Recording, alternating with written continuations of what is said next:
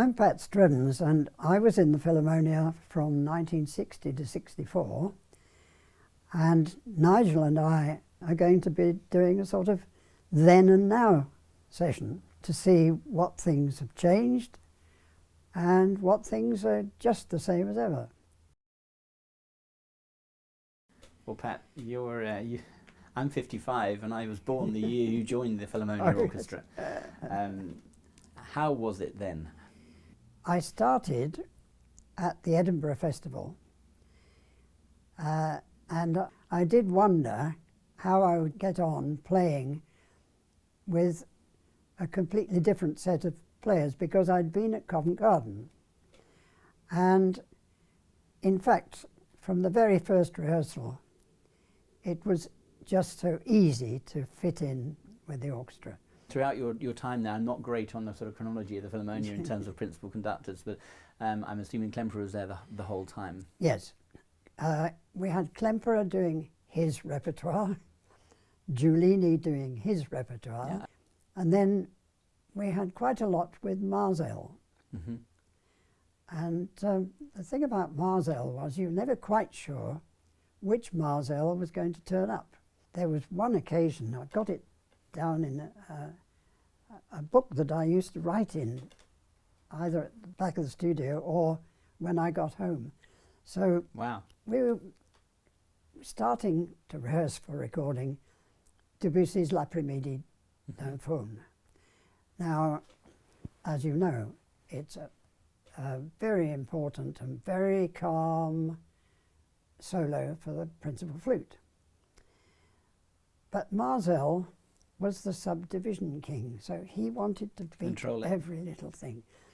And he was doing this. So after a few notes, Gareth Morris said, "I can't play it the way you're conducting me. I don't like jerks." Now, of course, in America, that is not a thing to say. I remember that at that point, he almost turned to walk off the rostrum, but he did actually stay, but the atmosphere was very frosty for a bit. He was amazing. I mean, my circumstance of meeting Marsel was slightly strange.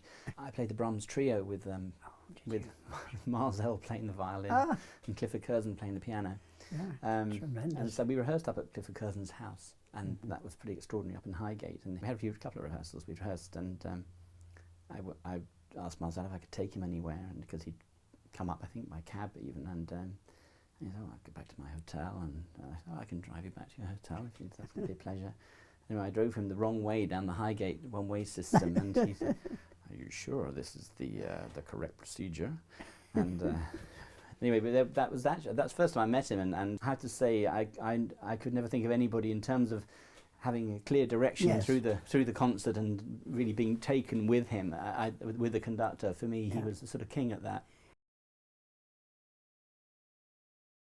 Of course, recording has changed. Do you go into a studio much now with a big orchestra? We hardly record live now. When I joined the Philharmonia, we were still recording a huge amount of material. I mean, really just so much. So in the studio? In the studio or in churches, different places, yes, different venues.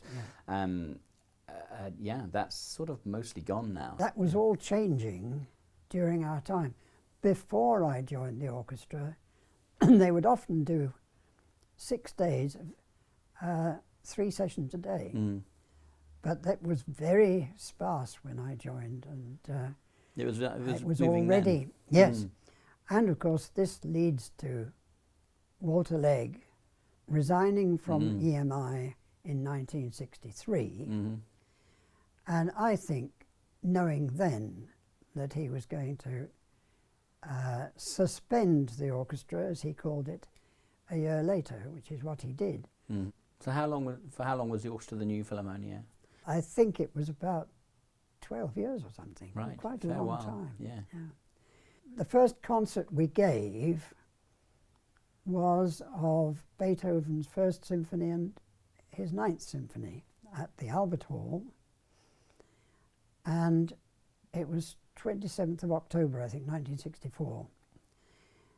And I drove towards the Albert Hall, and we got about a mile away, and there was gridlock because of this concert. People driving to it. It didn't matter to me, I wasn't in the first half. But we had the radio on, the poor announcer having to talk and talk and talk because there were members of the orchestra who hadn't got in yet. Mm-hmm. It was packed. The Albert Hall was packed. Wow. We all gave our services for free. That was the inaugural concert to have some funds for the Philharmonia Trust. Did the Philharmonia play much outside London when you remember? No. It was London and abroad and recording. Right. Oh, Walter Legg would think that was in for a dig. Yeah. You didn't do provincial concerts. No, I'm sure. An interesting thing about my 5 years of freelancing in the 1980s was I found that the atmosphere of each orchestra was just the same as it had been 20 years before. And so tangibly different. You could say how it's different as well. Yeah. The Philharmonia was always such a friendly orchestra. Mm-hmm. The London Philharmonic was always sort of 10 o'clock in the morning. Well, maestro, tell us how you'd like us to play today. The LSO, as you'll remember, it's so electric. Mm-hmm. And I imagined them as the rehearsal started, well, maestro, this is the way we play. If you want you want it different, it had better be good.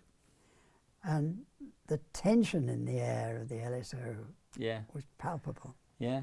Very different, very different. The Philharmonia is very much more laid back. It sounds like that. The LSO is very incisive and edgy, and Philharmonia is very sort of soft, which gives a warmth to the sound. Is a lot of the sound of the orchestra is governed by the string sound. I'm sure of that. You know, often Jolt is our leader. He's at the moment our only leader, but he's fantastic. I mean, we just lock onto him, and the orchestra just plays. And I reckon with him leading, we can play just about anything. I would honestly bet that. You give your performance. Yeah.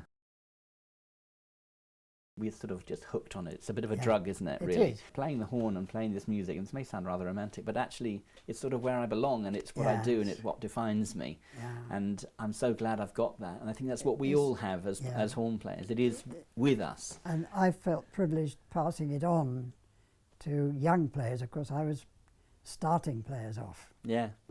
To meet them now, 50 years later, and they thank you. First pupil of mine who went to a music college and then became a professional was a tuba player. And I saw him at the 50th anniversary concert of the Kent County Youth Orchestra. He said, "Thank you so much for 50 years of fun." Oh, really? That's a lovely thing to say.